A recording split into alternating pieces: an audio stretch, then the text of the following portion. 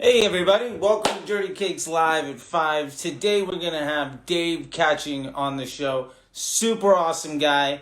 We've been blessed to go out to his spot, Rancho de la Luna, in the middle of the desert and make a record. And we made great friends and wanted him to come on here.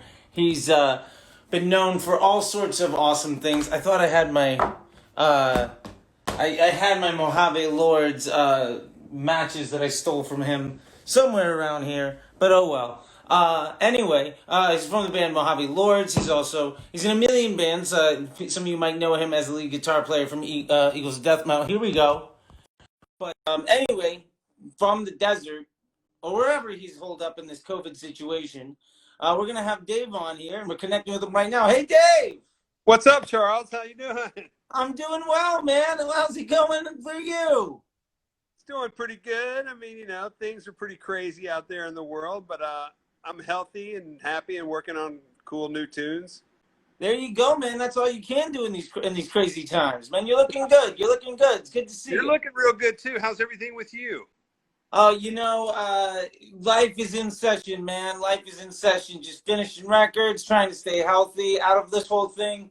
I'm engaged to a Pilates instructor that owns her own studio, so I've actually lost 10 pounds in the Corona, I've which lost is about 12 pounds, and that's just being a little more active, I guess.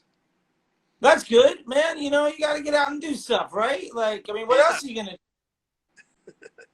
I love it, man. I love it. So, it's great to have you on here, man. I'm super excited. We've been one of the things we've been trying to do is just like keep touch base with friends, and like use this time when we're all holed up. We can't go see each other. We were actually coming to at least try to figure out a way of seeing you to get some more recording stuff. But, with this whole thing, it ain't safe. So we're not back out there. So I figured, you know what?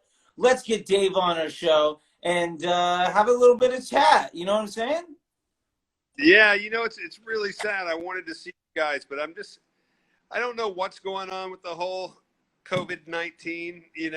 There's so Sure. many mixed messages going on, but I have a lot of friends that have had it. I had a couple of friends pass away, and I'm just going to try to stay as safe as possible and keep friends safe as well. Yeah, I mean, I think that's honestly the best thing, and that's all you can do here, right? Is just do whatever seems to make the most sense for you and for the people around you, because we Yeah, sure as hell have a lot of people making completely different decisions. You know what I'm saying? unfortunately, yeah. Yeah, yeah. Well, not to make this whole thing about COVID and all of that stuff, man, because we have plenty of happy things to be talking about. Oh, I had a request from Becky. She says hello from Bat Bitch. Oh, Uh, yeah, yeah, right on. Where is Becky? Becky is at her spot. It's about 10 minutes away from here.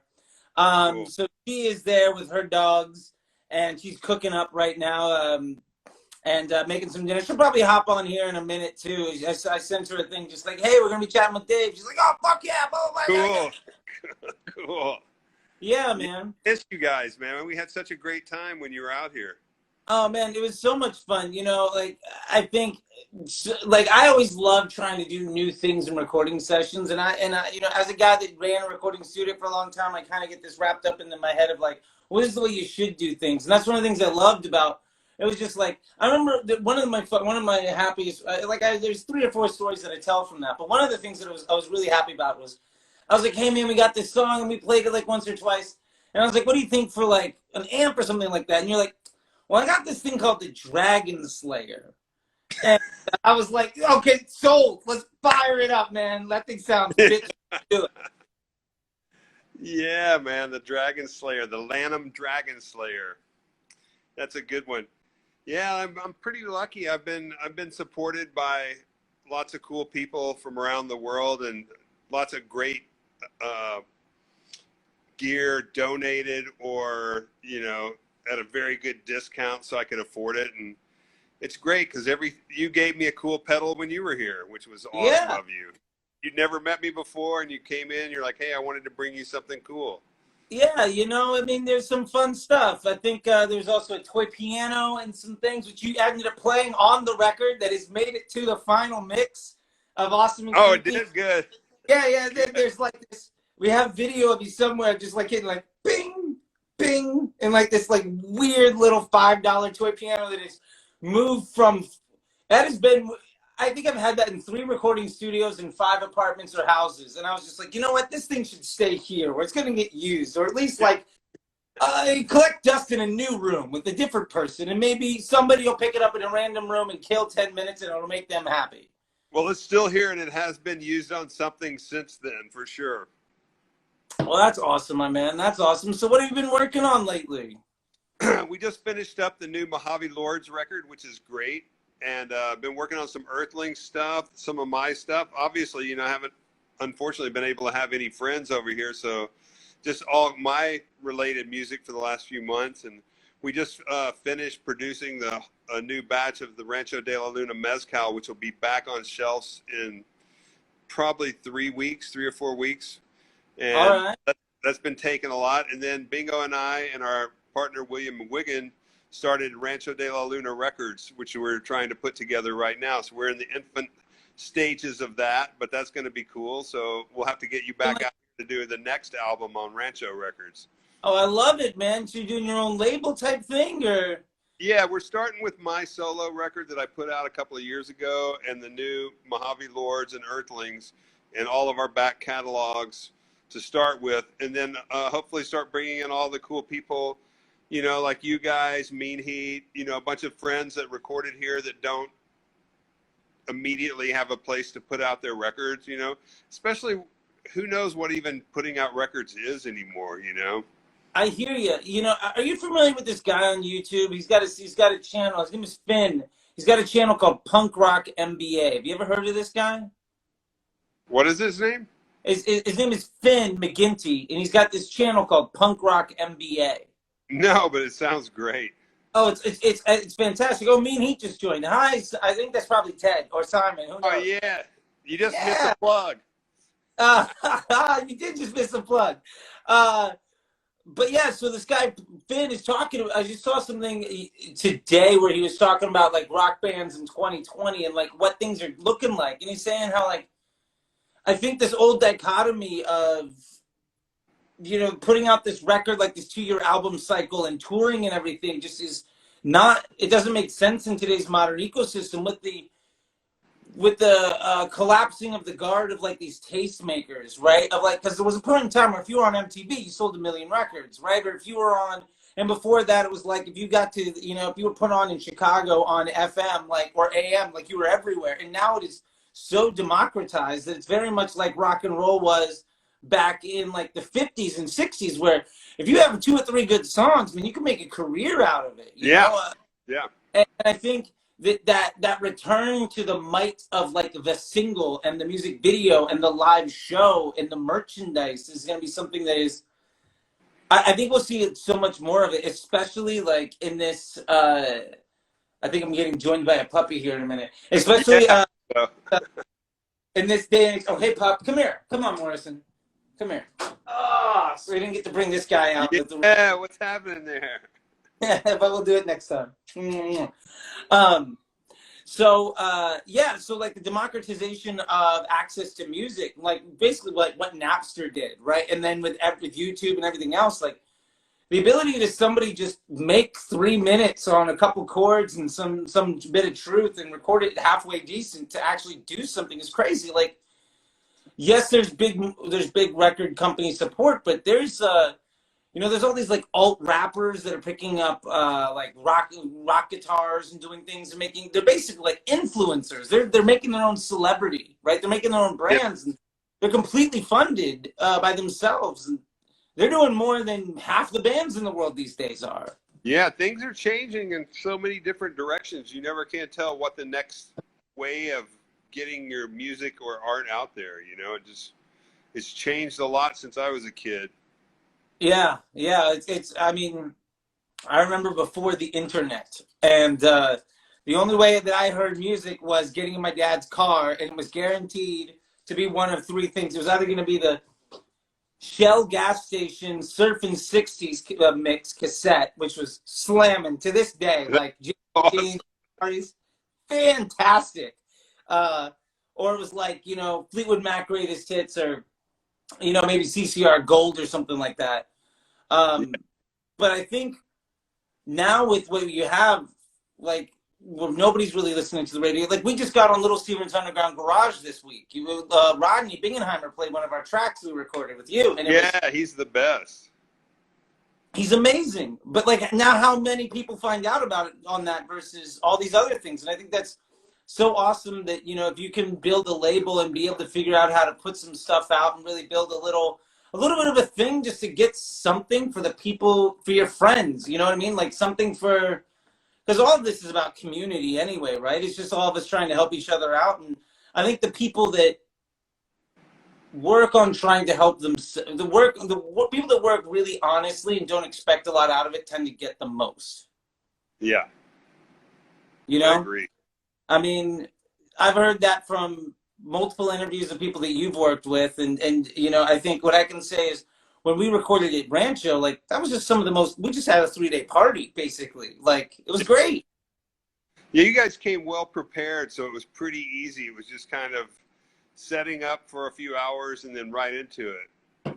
Yeah, you know, and it's funny. We just did this Instagram live. It was like an hour long where we or like 30 minutes where we demoed the whole record, and I kept getting like to like do a listening party because we can't have people at a club anymore, right? So we did a listening party, and I got hounded by like we saw, I think a party was about 1,000 people or so, which you're never gonna fit in the club anyway. And I got maybe 3 or 4 dozen messages about where the fuck did you get that drum sound, blah, blah, blah. Like, what was the plug-in? And I'm like, I don't know, man. We just went into like a guest bedroom of some house in the desert and like it works. That was fun, man. That was a fun. We'll get you back out here before too long. I have a feeling things will kind of get, if people would kind of do what they're supposed to be doing for a while, or at least trying what is certain people are saying you're supposed to be doing, maybe things will get back to normal-ish sooner, you know?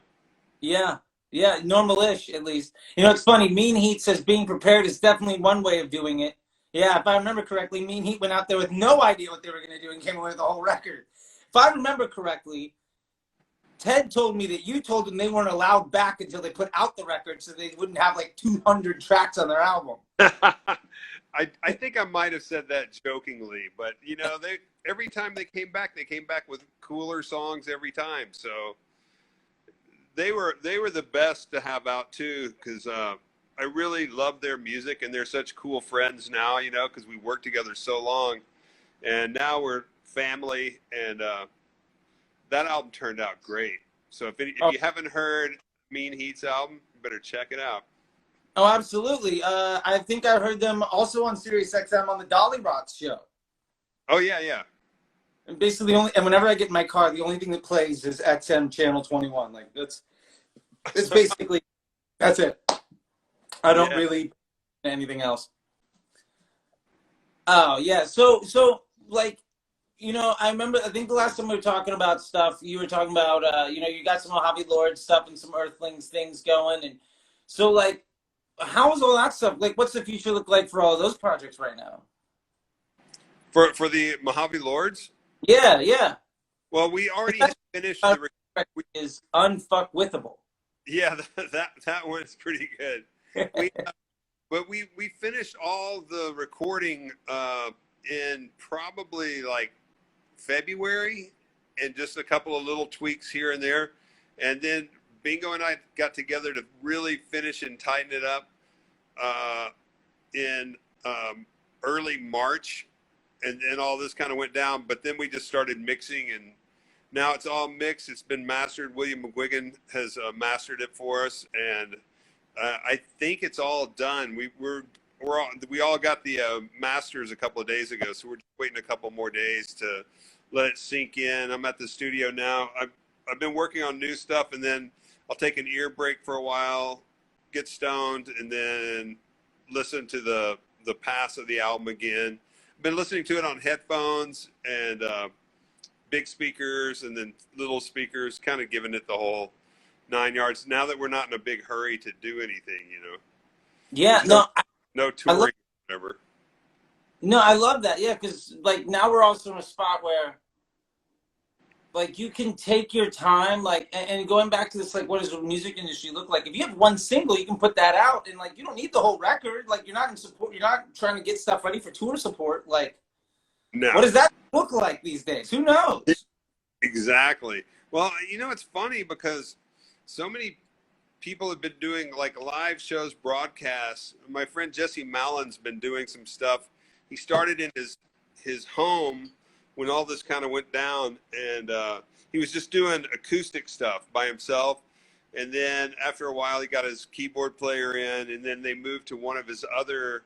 He has a couple of bars in New York, and they moved to one of their bars, and now they're doing it from Bowery Electric, I believe, or the Bowery Ballroom, I mean, and they've got it set up pro now. So he's been doing. I mean, he's done a dozen or so of them, and it's really great. But it was funny the first time I watched it because as cool as it is to be able to watch live music, it's kind of freaky at the end of the song. You don't hear any applause or anything. And I was like, how do you deal with that? That's kind of, you end and, I can see people scrolling through when he's doing it and they're like, oh, this is great. This is awesome. But, you're playing like right now, I can't see very much. I can only see far away in these glasses. I can't really see what's happening on the phone.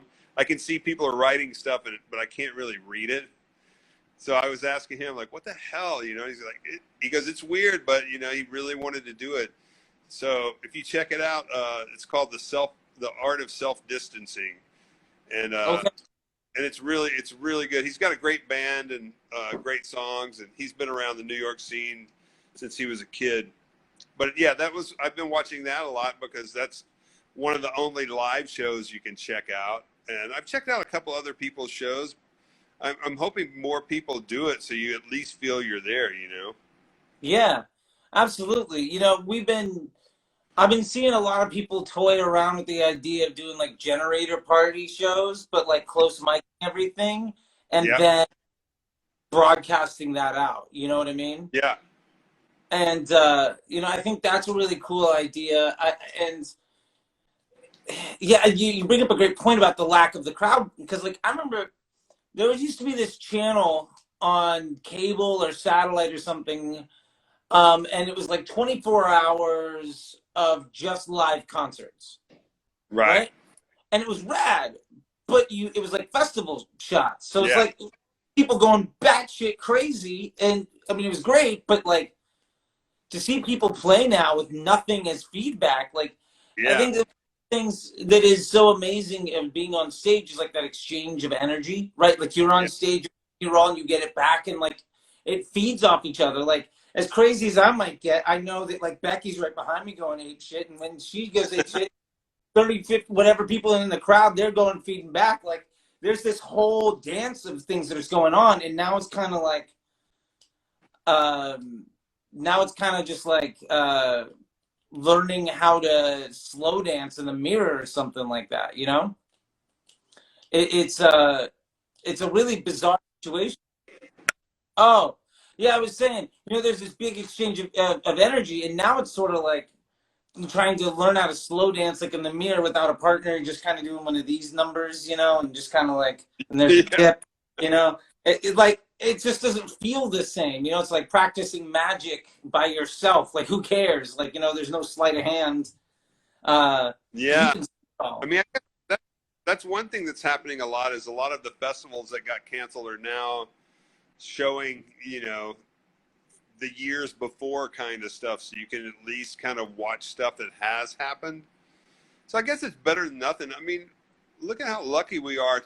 As bad as it is with not being able to really hang out with your friends, we have basically magic phones that allow us to do everything like this. We have books, we have records, we can talk to our friends, we can Skype, we can, it's pretty amazing, Absolutely.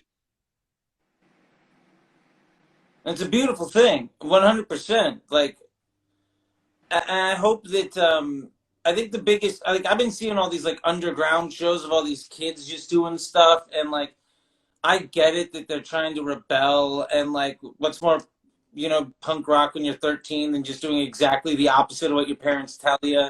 You know, and Exactly. I totally get it, and I'm trying not to be upset with them, but like, you know, we've had like maybe half a dozen people come up to us and like be like, "Hey, we got a generator. We're doing a secret show. Here's the flyer. There's gonna be a couple hundred people there." I'm like, "You guys have fun, man. Like, I'm not gonna, you know, like, it's not my place to tell you what to do. Yeah. Uh, I don't recommend it, but if that's what you're gonna do, man, we've all been. I've been a really stupid teenager before. I was a really stupid 20-something-year-old. I've been a really stupid 30-something-year-old. Like, it doesn't get much better, but you know, all the same." Yeah. Well, people have to do what they think's best, you know. For now, I think best for me is just to kind of lay low and, Yeah, you know, yeah, somebody, it's too. yeah. Yeah, you know, I'm looking through here, and let's see. Mean Heat's very excited that they're here with us, and they don't even have to put pants on. And apparently Simon is throwing these. You Oh, got nice. more than a few Eagles of Death Metal and CKY fans watching right now. Oh, Uh, cool, man. yeah. Oh, Becky I, says, "Becky, what's up?" I said I missed those guys. I haven't seen CKY or Eagles of Death Metal guys in a long time. You know, fun fact. I'm actually buying a house right now, and I'm going to be living within. I fully expect to see Jesse on some quads, roller skates, rolling around in front of my house. Oh yeah, you're living over near Griffith Park. Yeah, yeah. I've actually like we're closing on the house right now, going through escrow, and 100%. Um, yeah, yeah. There will be a guaranteed very high, like I like to call them Lemmy style shorts with the pockets hanging out the bottom of them. Yeah, You know, middle of the day. Like, it's gonna be a fun time. It's moving to a cool hood, so that's great, man. Yeah, if you see Jesse out, I'm sure he'll be having barbecues and crazy parties like he always does. He loves entertaining. oh yeah. Well, that man is the man has got a certain he's got a particular set of skills. You know what I mean? And he's very very good at it. Oh yeah, I got him a few times. He's a lot of fun. And you spent what, like 10 years with him or something like that, right? I think 14. 14 years that thing was going. That's crazy to think. 14 years. How many records Maybe did you guys longer. I do? think 2002 or 3 through 2018. So yeah, maybe 15. That's crazy. How many like records? You guys do like 3 records and what, like a dozen tours? Oh, Eagles? Yeah. Oh, a million tours. We toured. We did so many tours. So fun. So it's yeah, like every year we toured 5 or 6. So 70 Oh, wow. tours, probably something like that. That's crazy. I gotta say, like, I'm in a band with people that toured like that, and I never did. Like I did like 1 or 2, and they were all like regional or national, but never the like full on thing, man. Oh man, we toured solid, and it was the most fun band to tour with. I mean, those songs are so fun to play. The fans are the best ever. Like we made so many friends touring for so long. It was awesome. I miss those guys. It just got a little busy out here, so I had to take a little time off. That's what you got to do, man. You know, I don't.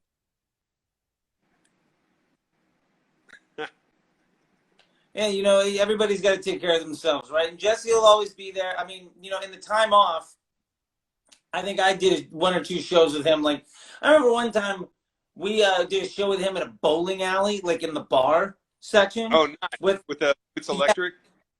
yeah, like it was him with a iPhone and drum loops, and then there's like and then somebody else like randomly coming in and playing like other things, you know. That's awesome. Man, I really wish I could read the screen from where I'm at. I see that people are commenting, but I have no idea what they're saying. Well, let's see. Oh, somebody asked Dave, would you ever rejoin Eagles or Queens? I don't know that you were ever Hell yeah. in. I mean, I would always play with those guys for sure.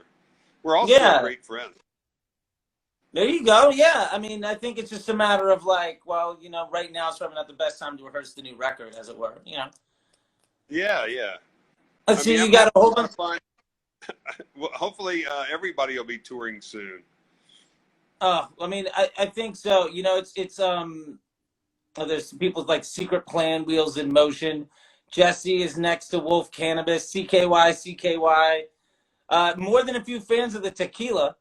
Uh, oh yeah, and we got some people saying we should record this and put it in a podcast format.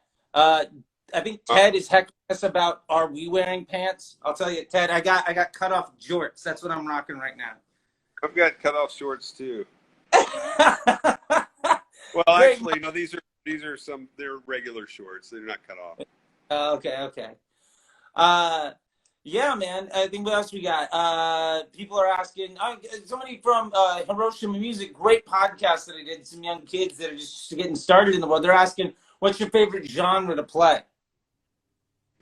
Rock and roll, like psychedelic rock and roll, is a little more fun to play for me. I got to tell you, it's the same thing for me, man. I just want to like get really loud and fuzzy, and like occasionally say somebody might dig, but like let's just let people boogie. You know what I mean? Yeah, of course, man. Yeah. Somebody else asked, "How did the Lightning song come about?" Oh, well, I was sitting at the Rancho with a 12-string guitar tuned really weird, and there was a lightning storm going on in the park. And I was sitting outside watching it, and that's just what came to me when I was doing that. Well, there you go. Somebody else Hence, asked, "Who's the lightning. last?" What's that? Go ahead. Oh, somebody asked, "Who's the last band to record at Rancho?" The last people to record at Rancho, uh, Josh Homme. There you go. Yeah. Yeah, he's been going through some stuff. Is it the there wasn't like the duet or something that he did? Yeah, I did. What's so funny about Peace, Love, and Understanding? Yeah, Yes, that yeah, was. yeah. Turned out good. A friend of mine worked on the video too. Oh yeah, that was Yeah. so like. I love that. I think that it's always really some artists stick to what they're really good at, and some people really push for like new stuff, right? Like for instance, I was having this conversation with somebody on the last one where we were talking about how ACDC basically found a song and then they just made like 30 records that were like that thing, right? And Motorhead found like that Yeah. thing.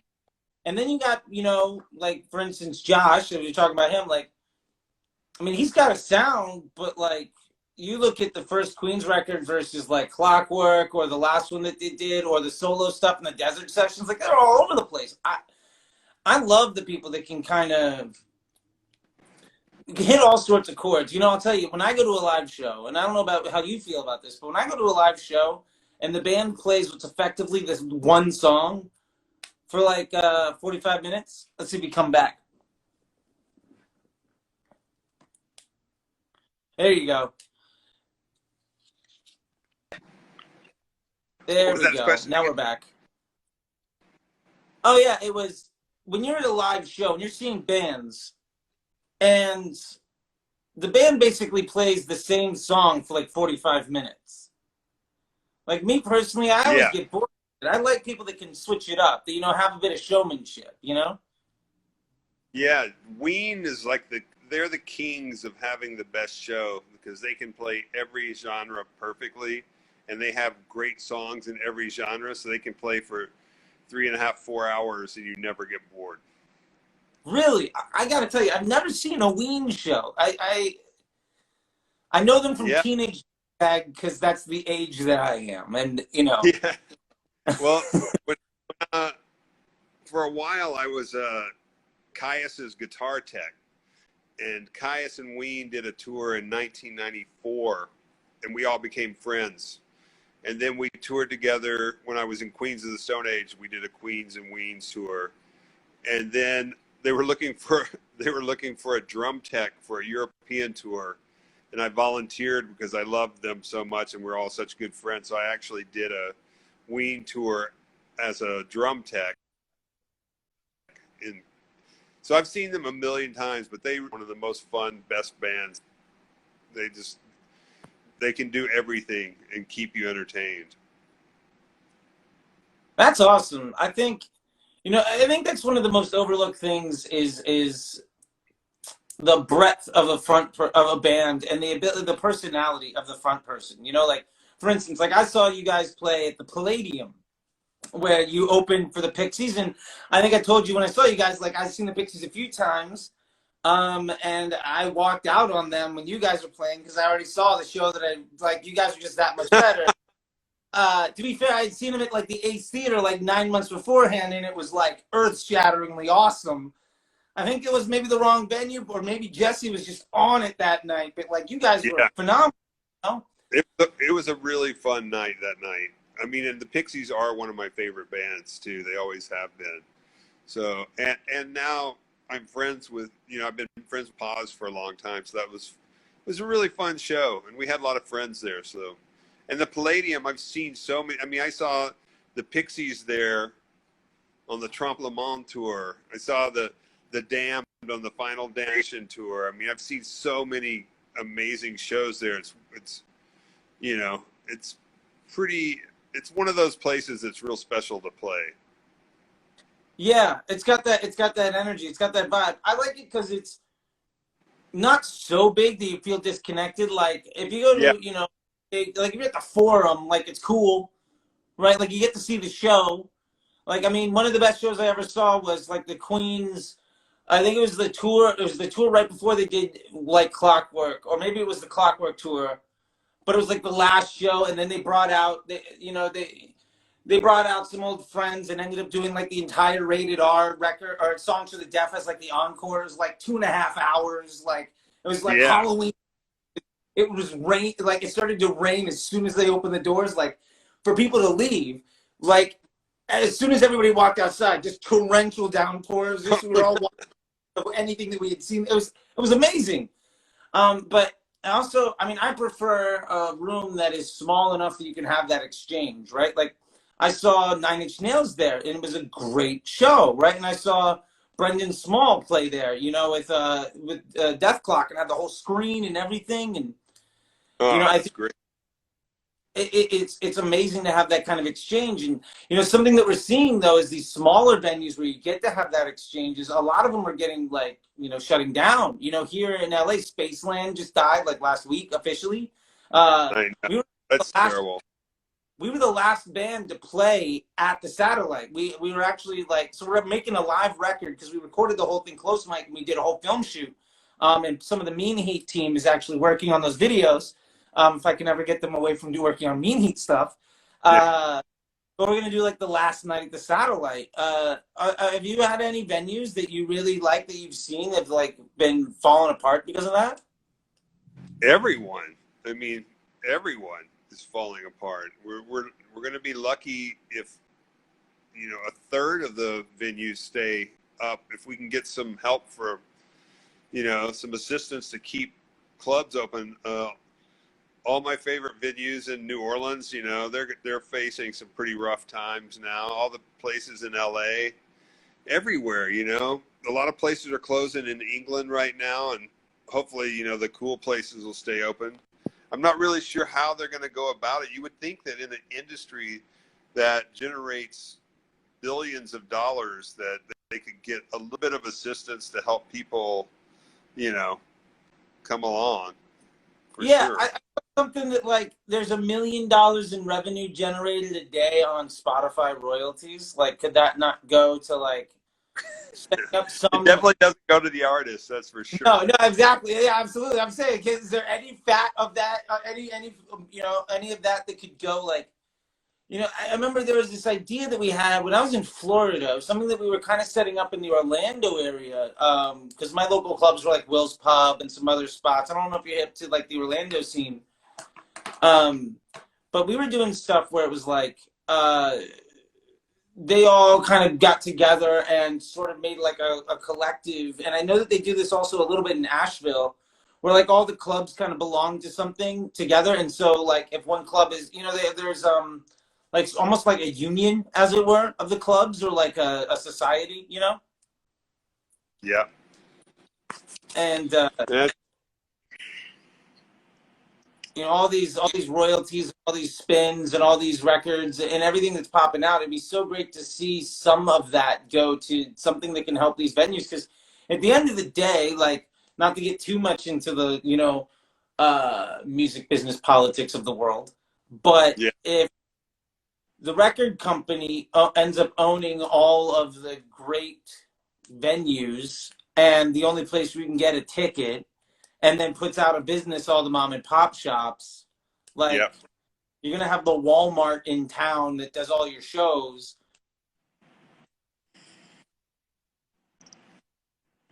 Yeah.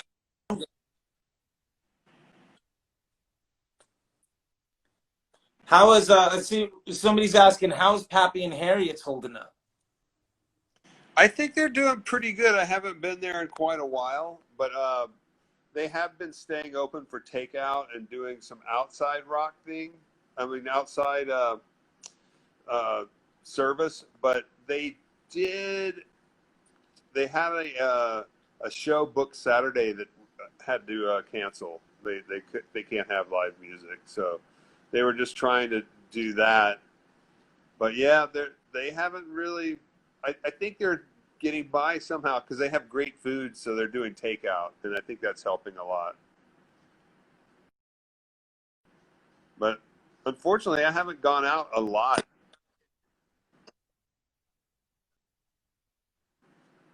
What's that? Haven't gone out a lot. You've frozen up again. Am I Oh frozen no, up? we're both. I can hear you just fine. Oh, okay, good. Yeah, So, so I really haven't gone out a whole lot. There's not anything really drawing me out since places aren't having live music, and I cook, so I'm just staying in.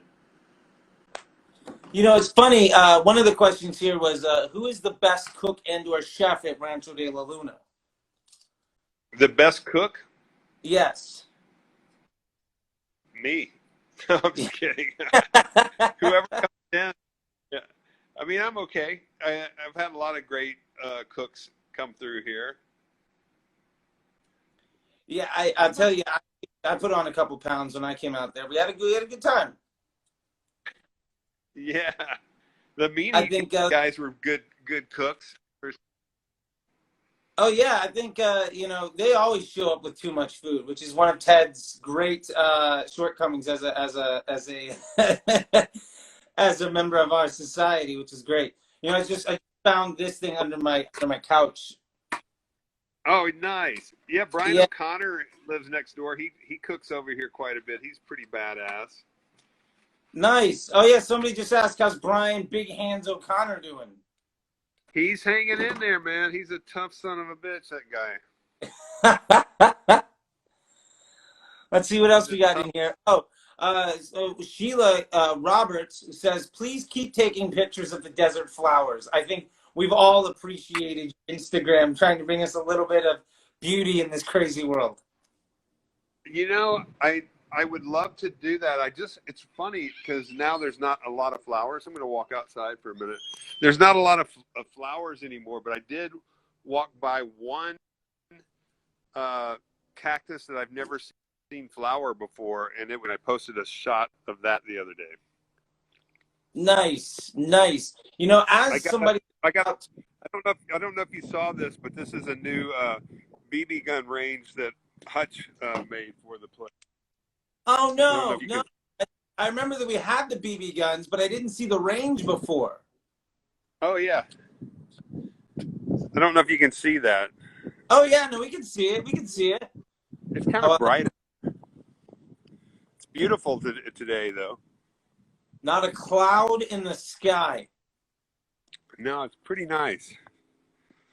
That is, you know, there are far worse places in the world to have to hole up for a couple months.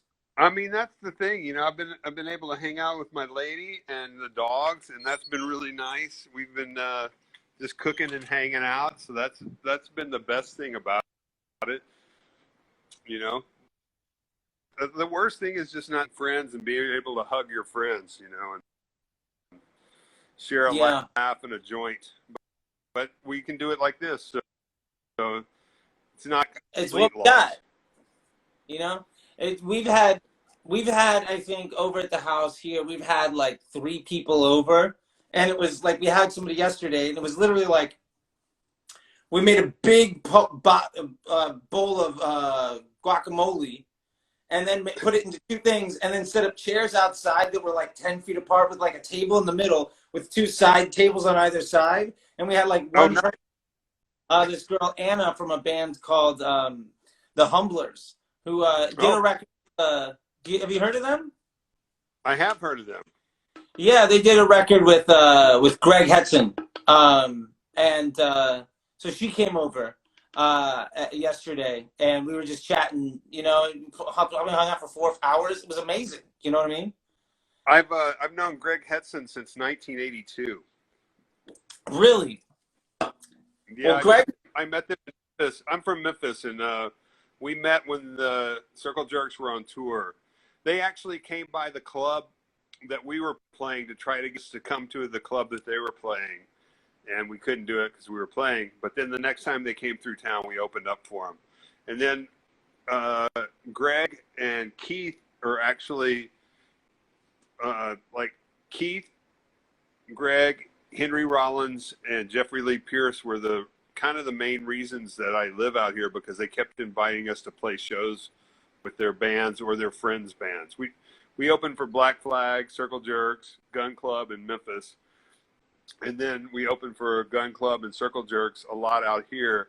And we didn't open for Black Flag out here, but Henry introduced us to a lot of people that we ended up playing with. You got a couple people asking, what band were you in at that time? It was a band called the Modifiers.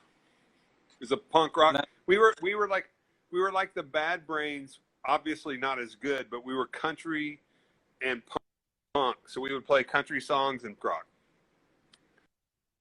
That sounds great. Instead of doing, you know, it was really gigs, and I'm still out here, so There you go. It got me here. I think Ted's asking, how's Gaddy's? How's who? Uh-oh. Gaddy's, the club. Oh, Gaddy's. Oh, no. I don't know. Yeah. I haven't been by there, so I'm not sure. We got this guy who's a fan of ours that's out your way. I don't know. I don't remember his name. I know his Instagram handle. It's like Sir Don51 or something. He always like trolls all of our posts in big capital letters. But he's always like, I'm going to get you guys a show at Gaddy's. I'm going to get you guys a show there. And I haven't heard from him in a while. So I'm hoping that club's doing okay. I hope so, too. They were really nice to us. I played there with Masters of Reality, and we had a really great time. The guy was super cool. It's an interesting room. It's really cool looking. It doesn't hold a lot of people, but it's cool. I had a great time playing there. Speaking of Masters of Reality, have you talked to Chris lately? I have. I haven't seen him too much, you know. I mean, I haven't seen him since March, but I haven't talked to him a whole lot, you know. But I think he's doing okay. All right, good. Ted is hounding the chat, asking, shared hallucinations, goddammit. Laugh out loud. I want to hear about shared hallucinations. Well, that was a really fun album because I got to invite all my friends that could do it to play on it.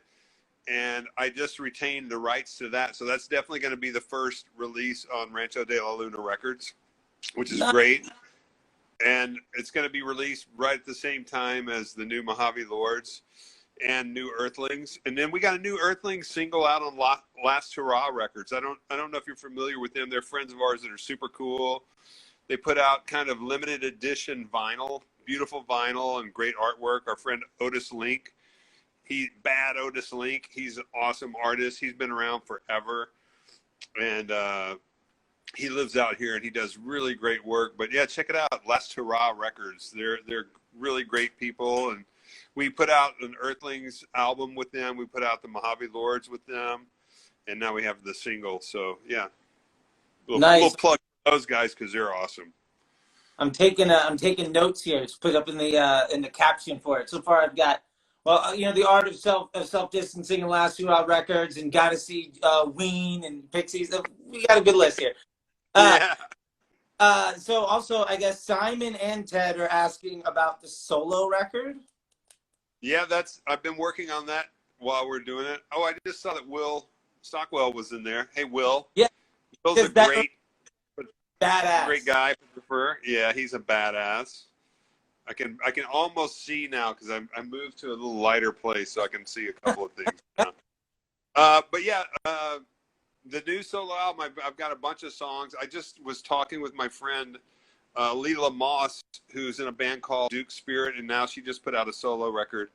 And I sent her some songs, so she's going to be singing on some of it. And Pete Stahl from Earthlings is singing on a couple. So working on it right now. Fantastic, man. Oh, let's see. This guy is from Austria, and he's asking when can he get his hands on some mezcal. Oh, mezcal should be ready and available in 3 to 4 weeks. Hopefully, it's going to be. I think we're in 14 states. We were in 4, but we've grown to 14. And then it's going to be available. Just check our website. It has a couple of places. It's ranchomezcal.com, and it has a couple of links to stores wide. It might be a little expensive sent to Australia, but we're.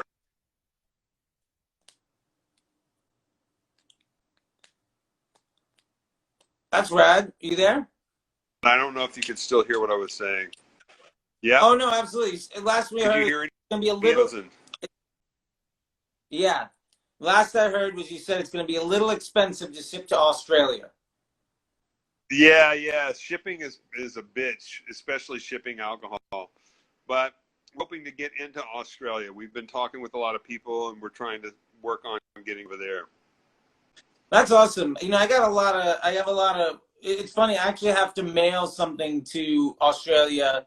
A fan bought a bunch of stuff this week, and so it's like I have to figure out like what shipping is. And I was like, look, you know what, man? Like, you wanted so much stuff. Just I'll charge you for shipping, and we'll just throw it all in there. Like, I don't even know, like, whatever it's gonna be, because I have no concept. But it's like, a T-shirt, a couple of enamel pins, a couple of buttons. Yeah. And if the fan wants it, I'm not trying to make money on that. Like if somebody wants to start a street team, I'm gonna ask them if they want a street team, and I'm gonna send them like 100 fucking stickers, and just go tag shit. Like, hit up every men's bathroom in Perth for me, please. Yeah, it's crazy. Shipping has gotten so insane, especially shipping out. Like, it's not too bad in the States, but once you send out anywhere, it's like, and it's kind of funny sometimes when people are getting merch or albums from you, they think that you're putting this extra charge on them, but it's just like, hey, I'm not trying to make money on shipping. I'm just, but it's just expensive. Yeah, I'll tell you, like, if you want to send a button, because it's a non-machinable letter, it is $3.42 to get it down the street. Like, and that is a button. Like, we're talking like a thing the size of like a matchbook.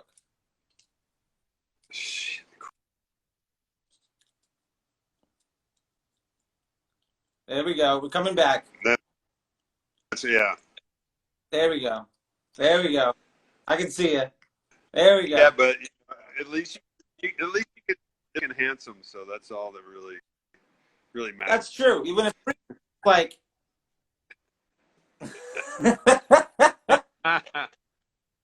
So what have you been doing with the time right now? Like, in between, like, I mean, are you binging Netflix? Are you catching up on some books? Like, are you listening to more records? Or what are you doing? I'm definitely Netflixing the hell out of stuff, Prime Video, working on a lot of music. My girl has just been like devouring books. I've been trying to, I've spent a little too much time on social media trying to figure out how things are going. I mean, there's so much craziness, I'm trying to get a gauge on what's real and what's not, because there's so much propaganda coming at you from every angle, man. There's some crazy shit going on in the world. Hopefully it's going to end up in a good spot, but man, it's really hard to tell what is real. So I've been spending a lot of time researching humanity. I like that. A lot of time researching humanity. Well, I've been finding, I actually just finished binging all of Black Mirror. That'll give you an interesting perspective on humanity and this dystopian future. For some perspective, it could be something. I don't know if you're hip to Black Mirror, but yeah, of course. I binged all that at one point, you know. yeah. I think, you know, what's funny is in the first month, I actually watched every episode of Cheers from episode 1 to like the finale. Wow. All right. That's some dedication right there. It was. I've been set up at home, working from home, so I have like in my room here where it's basically like, you know, I got some guitars on the wall. That's my girl's telly right there, and then that's my Univox High Flyer, signed by the Ventures, by the way. Wow, that's cool. There's a MiG 50, and then there's a bunch of guitars, my acoustic, and some other ones. There's a couple new guitars that you haven't seen. And then I got my TV right there. So it's just basically me sitting here working like 8 hours, 9 hours a day, getting stuff done.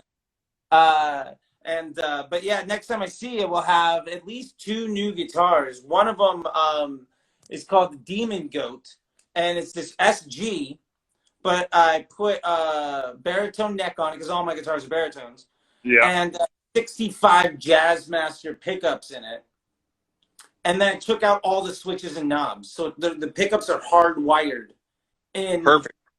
And so basically, it's just basically a humbucker, but both sides of the pickup are about this far apart. That's crazy. It sounds fucking rad. I painted it with deck stain, and then I did the binding in Sharpie while watching some Seinfeld. It took me 2 episodes of Seinfeld to do the binding in Sharpie. That's great, man. And then a friend of mine is building this guitar for me. It's a Billy Bow, but we're putting Telly-style hardware in it. And it's going to be a baritone Billy Bow with a Telly-style everything on it, which is so exciting. And I know you as a guitar guy, like you got a million of them. I got a few. Yeah, you got a few. It's funny. I remember when we were there, we were recording this guitar solo, and I was like, "It's not the right guitar," something. And you pulled out this like, you know, this Les Paul that was like just dripping with all sorts of cool stuff, and it was a regular scaled neck, and I just I forgot how to play a regular scaled guitar neck. Like so many baritones now. Like it's like, well, Dave's gonna hand you this guitar that's from like 1965 and been breathed on by virgins twice a year, and I don't even know how to play it anymore. Like I can't handle it anymore. That's so funny. You totally nailed it though. Oh, we had a great time. You know, and that's another one of the great stories of Rancho, and it was when me and he was there too, was that like there was a guitar solo where I was literally playing it, and then you got all of your like Earthquaker boys and everything on the floor, and just sat down, and we both basically played that solo together. Oh yeah, you're getting requests for a show off of the collection. I'll just do kind of a quick run through. Yeah. While you're talking. Yeah, show us a couple. Let's see it. Let's see. Get to it. Let's get like 2 or 3 little prize pieces you got me looking at right now. Yeah. Do what? Let's see like 2 or 3 prize pieces of the guitars. A V? Sure. I was just kind of going around to the. It's kind of weird. Like, oh, there you go. Oh no, you can see. Yeah, there you go. There's the V. There's the. I just got this cool one from Dreams. Why can't you see it? From Dream Studios. Oh, it's... little tenor guitar. Oh, I love the. It's a really great sounding guitar. I love the Dream Studio guy. Bill is awesome. Got a few more over here. A friend of mine just brought this back over. A friend of mine had this one made for me. It's kind of a weird Stratty kind of thing. Oh, I love that. It's like yeah, it's kind of like a bubbly little Strat. Yeah, it's kind of trippy. I haven't had that. I let a friend of mine borrow it for a while, and I just got that back. My gold top is one of my faves. It's kind of weird. Well, I'm frozen now, so. I can still hear you. It's weird. Ugh. There you go. We're back. Oh, I'm going to show you, Dave. Have you ever seen one of these? That's an Earthling. This is a mini Mosrite. What is that? It's a mini Mosrite. No. Mosrite, but it's like, here's my can of liquid death here. You can see for scale, like it's like 4 cans of death tall. What is liquid death? It sounds interesting. It's sparkling water from the Austrian Alps, and they're a really cool like water company that's kind of doing stuff now, and they just like sent us cases of this stuff, and great. I like the name. Yeah, right. Look at this logo, man. Like, how do you not want to try that? You do want to try that. Like, I'll tell you, it's pretty damn good. You know, they're not like they're not giving us any money. I'm just enjoying the hell out of them. You know, it's nice. Change from the LaCroix diet that I've been basically on for the last 3 months. Yeah. I've never owned an Ovation GP. Whoever asked that, I could almost see something like that. Oh yeah, Phillips has asked that, and then somebody else mentioned, oh yeah, you use the Flying V a lot in the Eagles. Absolutely. Yeah. When I think of the Eagles, it's always the Flying V and then big beard, just like. I love it. Well, man, we're coming up on this before it's gonna shut us off. So like, I just want to say thanks for doing this chat, and like, you know, if there's anything else that you wanted to say or some things, I mean, not necessarily shameless plugs, whatever you feel like, but if there's anything that we didn't cover or anything that you wanted to get out or just some shout outs you wanted to make to some people here or anything else, I'd love the last little bit here. Well, it's been great talking to you. I'm really sorry we couldn't get together to record more of your awesome band, but we will soon as we can. I'd like to tell everybody to just like stay hopeful and positive and try to find the truth, whatever that means. I know the truth is out there. I'm trying to figure out what it is myself. I'm just trying to do the best I can and, you know, try not to be a dick to people right now because, God, man, there are so many fucking assholes out in the world, as I find by spending too much time on social media. I guess that's about all I can say. Right on, man. Right on. Well, I appreciate that. Oh, I just realized this Killing It hat, by the way. I got this hat because I had to walk off the breakfast. You suggested we go to this old, like, Western-style place for some biscuits and gravy. And I had to walk a couple laps in the dollar store, and I got this Killing It hat. Yeah, yeah. And it's basically just been on my head for, like, since October. I got this haircut, so now I don't have the same long hair anymore, and I'm hiding it kind of with this hat. But awesome, man. I figured, you know, if I can't like the haircut, headbang, short hair looks like, you know. But I'll see if one day I can get my beard as well as yours. But yeah, man, I really appreciate you taking the time to chat with us. I know other people did. We raised some money for the ACLU, which is rad, and we got to chat about some stuff.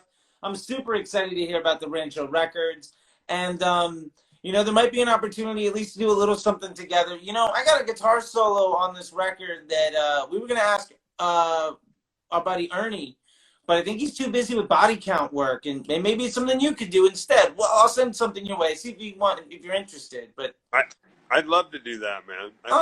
Well, you know, if we can't be in a room together, at least we can make rock and roll together and smile a little bit. I'm still in the studio. Just send me stuff. I can fly a solo and send it back to you.